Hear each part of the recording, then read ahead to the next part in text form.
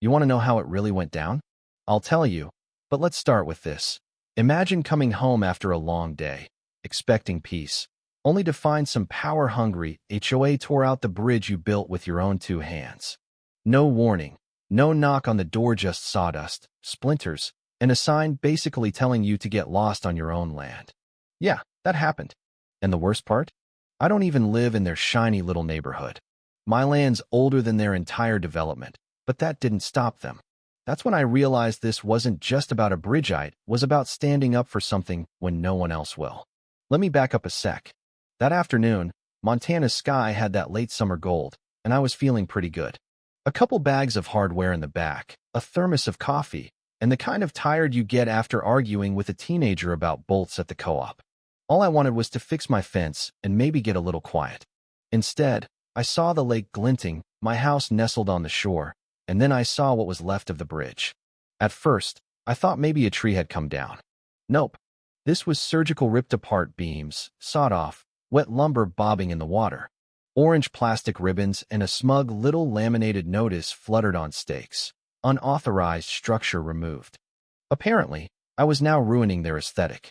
I stood there, fists clenched, wind snapping at my jacket, staring at the broken bridge the only way to the far bank now cut off, all because the Pine Creek HOA decided it was their job to play God with a lake they didn't even own.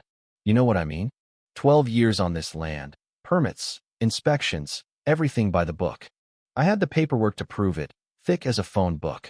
But nobody from the county was coming to save me. The sheriff's office said it sounded civil, maybe talk to the HOA board. Translation, you're on your own. That night, I wasn't just mad, I was methodical. I filed complaints with every office I could. County infrastructure, water rights, the lot. Their website tried to keep me out, but I found archived contacts and fired off emails like flares. No one bit. So I dug deeper. My security cameras, most of them cut down, but one survived under the eaves. There it was, plain as day, 2:34 a.m., a white van, 5 figures in black, tools flashing, moving fast. Not contractors, just thugs. One of them had a face I recognized, Susan's son, if memory serves, the type who brags about knowing people. I backed up the footage 3 ways, printed the stills, and called the sheriff. This time, I demanded a criminal report. The deputy who showed up, Carla Benson, a real no-nonsense type, watched the video and asked the right questions. Could I prove the bridge was mine? You bet. Was I in the HOA? Not a chance. She nodded, started a case report, and told me to file with the prosecutor. I spent the afternoon cranking out affidavits, sending everything to the board and every address connected to that HOA. I even CC'd the county for good measure. Next morning, my mailbox had a letter, no return address.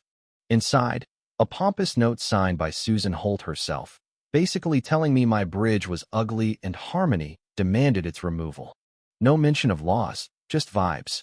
That's when I laughed, the kind that bounces off water and makes birds scatter. They really thought they could get away with it. So when the HOA invited me for a resolution meeting, I brought my lawyer, Rachel. She's a bulldog, property law's her game, and she walks into a room like she owns it. Inside that freezing, lemon-scented conference room sat Susan and her board, all fake smiles and pressed suits. Susan tried to play nice, but the minute I laid out the permits and called their bluff, the mask slipped. She called my bridge an eyesore, said I treated my place like a bunker. I reminded her who kept their drainage system working all these years. Rachel dropped the hammer. Expect a subpoena. From there, it just got crazier. Strange SUVs parked by the road, private eyes poking around, phone calls from realtors fishing for a cheap sale. One guy even claimed he was filming a legacy landowner documentary. Yeah, sure, buddy. All the while, I had the one thing they'd forgotten. Control of the water. That old sluice gate system I built? With the bridge gone and no active maintenance, the lake started draining, exactly as engineered. The HOA's side dock sitting in mud, spa decks marooned, kayaks stranded. Local news picked it up, veteran versus HOA, bridge battle sinks luxury lake. Susan spun it as sabotage, but I had logs, footage, everything showing it was just design, no tricks. Then the real twist. Ellen Parker, a quiet neighbor from the other side, reached out. She said plenty of residents were sick of Susan's games, scared to speak up, but ready to back me if things went public. Turns out Susan had forged documents, bullied her own board, and tried to claim my water system was illegal. Rachel pounced, stacking up charges: trespass, destruction, forgery, conspiracy. The county backed us up. Even Ellen testified, playing a voicemail of Susan saying, "If he won't play nice, we'll take it by force." That was the nail in the coffin. In court, it wasn't even close. Rachel laid out the evidence point by point. Susan's lawyers wilted. The judge didn't waste time, found her guilty on every count, handed down a stiff sentence, dissolved the HOA, seized their assets, and gave me damages and total control over the lake system. For the first time in years, I could walk my land without looking over my shoulder. You'd think that was the end, but it's never that tidy. The county thanked me for protecting the region, offered a desk job. I turned it down, consulted from my porch instead. Some of Susan's old board tried to reconcile, but I wasn't interested in patching up what should never have been broken. The only letter I answered was from Ellen, who'd moved away and sent a carving of a bridge, just a simple thanks from one survivor to another. I rebuilt, but not just the bridge. New barn, access trail, solar panels, secure shed, the works. This time, I over-engineered everything. And that bridge, I made it stronger, wider, and carved a sign into the timber: "Only those who don't trespass may cross." It became a kind of legend around here. Folks leave coins and stones at its base, like it's a shrine to standing your ground. Pine Creek faded fast, no funds, no patrols. The whole place went on the market. Susan vanished, lost her appeal, and last I heard, she's running inventory somewhere far from water and power. Rachel, my lawyer, went on to rack up wins against other bully HOAs. We still trade Christmas cards. Her joke is I'm her lucky charm. I just tell her justice needs muscle sometimes.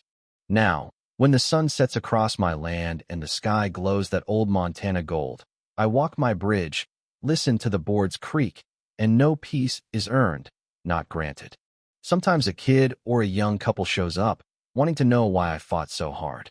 I tell them it's not just land, it's what you build, what you defend, what you don't let go without a fight. That's what principle looks like out here. You get it, or you don't. So what do you think? Was I right, or was I just another stubborn old vet fighting shadows? Let me know in the comments. Because if you ask me, the only thing worse than losing your land is giving it up without a fight.